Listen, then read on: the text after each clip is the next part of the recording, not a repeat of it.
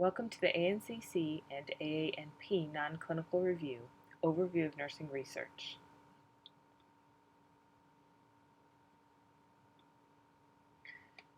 I'm Jules, a nurse practitioner and freelance health and medical writer. Although I love nursing research, when I was studying for my ANCC exam just a couple years ago, I couldn't find a quality overview of nursing research from which to study for the non-clinical portion of the exam. So I created my own and I want to share it with you. This is only one small part of the non-clinical information that you may find on either the ANCC or the AANP exam. Before we get started, be sure to download the two PDFs, the PowerPoint printout of these slides and the PDF of nursing research definitions. The most exciting thing about nursing research is knowing that it's a part of what makes nursing a profession, because the purpose of nursing research is to support nursing practice. I know not everyone is as excited about this as I am, so here's what you need to know. Nursing research is a systematic process using specific and rigorous methods to create new knowledge in the field of nursing, or refine and validate knowledge that already exists in nursing. Nursing research will always identify a problem and answer a question. Nursing researchers need to consider the types of sources they will draw from, primary or secondary. What you need to know is that primary is always the original or first-hand source. The author or researcher generated the research data themselves. Primary sources are original research collected for a specific purpose. Examples of primary research are experiments, surveys, case studies, focus groups, or interviews. Secondary sources gather existing information from primary sources and are considered secondhand. Examples of secondary sources are literature reviews, systematic reviews, or meta-analysis. Common definitions used in nursing research, here are the ones you need to know. IRB. These are created for the sole purpose of protecting the rights and welfare of humans who are involved in research studies. IRBs are not there for the institutions or the hospitals. The IRB exists as part of the institutions and hospitals. They consist of members from those institutions who are RNs, NPs, PAs, MDs, pharm, consultants, research faculty. The IRB has the authority to approve, require modifications in, or reject research proposals. They are also required to provide ongoing and periodic reviews of each study. Vulnerable populations. The easiest way to memorize the vulnerable populations is to use the acronym MIPSI. Mental retardation, infants, children, pregnant women, prisoners, suicidal, economically disadvantaged. The definition of a minor is any age less than 18 years. Definition of emancipated minor are persons under the age of 18 who are free from the control of their parent or guardian. That means they have a legal court document stating that they are an emancipated minor, they've been involved in active military duty, or they are legally married or legally divorced. Informed consent in research. The most important part of informed consent is that the person can pull out at any time without penalty or consequence. Be aware that minors and vulnerable populations have additional informed consent needs, such as you must inform them what to expect, the risks, the discomforts now and in the future, the benefits now and in the future. Inform them of alternatives to the study, any rewards or compensations. They must be informed how data will be used, the confidentiality and security of their identity, and you have to provide contact information in the form of a phone number or an email. Consent versus assent. Assent applies to all minors ages 7 to 17. They can assent or agree to participate in a study. but a parent or guardian must give legal consent. It's important to note that researchers must get the parent or guardian permission to obtain assent. Do not discuss the assent without the parent or guardian permission first. Consent comes before assent. Assent keeps parent or guardian from forcing a child to be part of a research study. For median, think middle. The value that divides the data set in the middle, separating the higher half from the lower half of the data set. To find the median, arrange the data set from greatest to least. The middle number is the median. If there's an even number in the order set, find the median by taking the average or mean of the two middlemost values. Mode is the value that appears most often in a data set. A hypothesis. It's a proposed explanation for something, like a phenomena, and it's the opposite of a null hypothesis. A null hypothesis, all you have to remember is that null means no. There's no significant difference, no relationship, no association between the variables or the populations in the study. A rejected null hypothesis means the results of the study are not due to chance. The null hypothesis is the statement the researcher is testing. Significance. Statistical significance measures whether a result is likely due to chance or some other factor of interest. When a finding is significant, it simply means you can feel confident that it's real, not that you just got lucky or unlucky in choosing the sample. The significance level is an expression of how rare your results are under the assumption that the null hypothesis is true. It's usually expressed as a p-value, and the lower the p-value, the less likely the results are due purely to chance. P-value. This is important because you're going to see p-values a lot. A small p-value, typically less than or equal to 0.05, indicates strong evidence against the null hypothesis. So you would reject the null hypothesis, which means that the results are not due to chance.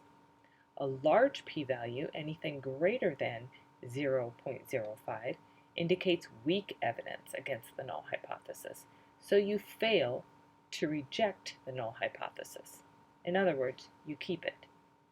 Remember, small p-value, strong evidence. Large p-value, weak evidence. A small p-value or significance level of p less than 0.05 means that there's less than a 5% chance that the results are a fluke, which means there's a 95% chance that the results are not due to chance. This is bad news for the null hypothesis. If there's strong evidence, or 95%, that the results are not due to chance, then you can confidently reject the null hypothesis, which means you're saying that the results of the study are not due to chance. The significance level of a p less than 0.01 means that there's a 1% chance that the results are due to chance, which also means there's a 99% chance that the results are not due to chance. A large p-value, or a significance level greater than 0.05, means there's a greater than 5% chance that the results are due to chance, and there's a 95% chance that the results are not due to chance. Those are not good odds. There's a 95% chance that there's no significant relationship between your variables. Therefore, you must fail to reject or accept the null hypothesis. Remember, fail to reject means accept, and we cannot conclude that a significant difference exists. Statistical terms you need to know. The control group is defined as the group in an experiment or study that does not receive treatment by the researchers and is then used as a benchmark to measure how the other tested subjects do. The symbol N, capital N, represents the total number of individuals or cases in the population or study. The symbol N, lowercase n, is the number of subjects in the group or sample. Here's a hot tip. Capital letters, like the capital N, refer to populations, and small letters, like lowercase n, refer to samples or groups. Think of capital N as larger than lowercase n, just like a population is larger than a group. A variable may also be called a data item. Age, sex, business income or expenses, country of birth, capital expenditure, class, grades, eye color, vehicle type, those are all examples of variables. Anything that can be numbered, counted, or measured is a variable. An independent variable, sometimes called an experimental or predictor variable, is a variable that's being manipulated in an experiment in order to observe the effect on a dependent variable. In an experimental design, the independent variable is the variable that's manipulated by the experimenter to determine its relationship to an observed phenomenon, called the dependent variable. The dependent variable is also called the response variable. Qualitative studies look for causal or correlational relationships.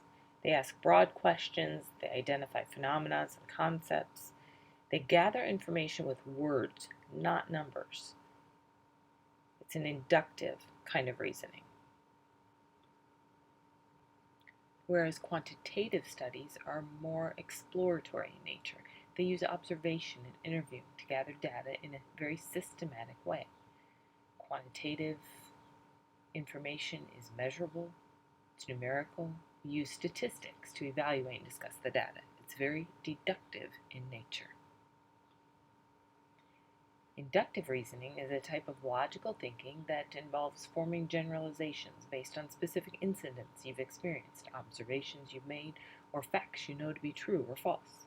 Whereas deductive reasoning relies on a general statement or hypothesis, sometimes called a premise or standard that's held to be true.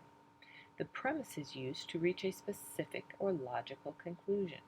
A common example is the if-then statement. If A equals B and B equals C, then deductive reasoning tells us that A must equal C. In logic, we often refer to these two broad methods of reasoning as the deductive and inductive approaches. Remember, deductive reasoning works from the more general to the specific. Inductive reasoning works the other way around, moving from specific observations to broader generalizations and theories. Research types. Here's what you need to know. Prospective. This has a specific time frame from right now or in the present to the future. It's used to explore data going forward versus looking back. Prospective designs can collect and evaluate data either qualitatively or quantitatively. Retrospectives are also called ex post facto. These have a specific time frame of the past, not the present. These studies look back in time at events that already happened. They analyze existing data, either qualitatively or quantitatively. Examples are chart reviews or event recall. Longitudinal studies have a time frame that is long-term. These studies follow the same subjects through years or decades to observe and measure the same variables over time. The most popular example is the Framingham Heart Study. Experimental design is the gold standard in research. Random sampling is used for selecting research subjects who are then divided into treatment groups and control groups. Data collected are numerical. Statistical testing is used to evaluate and report the data. Quasi-experimental designs are very similar to experimental designs, except there's no random sampling. Research subjects are chosen by convenience and are called a convenient sample.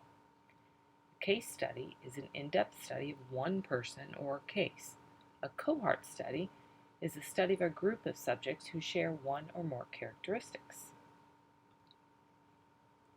Descriptive studies are known as surveys. They describe and measure characteristics of a group or phenomena.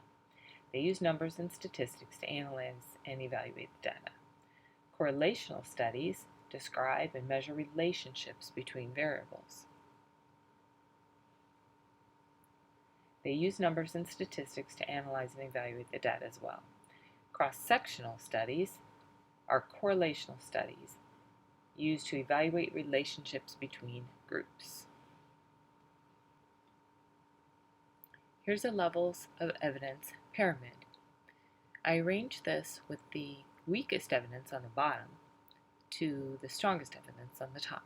The weakest are expert opinions, editorials, just single descriptive studies, with the strongest evidence on the top. Systematic reviews, RCTs, evidence-based clinical practice, even guidelines, RCSs, all of those things have experiments behind them, and they're the strongest evidence. You will probably be asked to evaluate these on the exam. Here's how to evaluate the levels of evidence. First, you're going to find the strongest answer among the 3 examples that are given to you. So you're going to look for keywords such as meta-analysis, systematic review, evidence-based, RCT, experimental groups. You might even have to look for specific databases, Medline, CINAHL. Those are your strongest. Then second, you're going to find the weakest evidence. So look for keywords like expert opinion or editorial. Whatever you have left over goes in the middle. And that's it. That's what you need to know for the non-clinical portion of the exam. If you have any questions, please reach out. Here's my contact info. I wish you all the best. You can do this.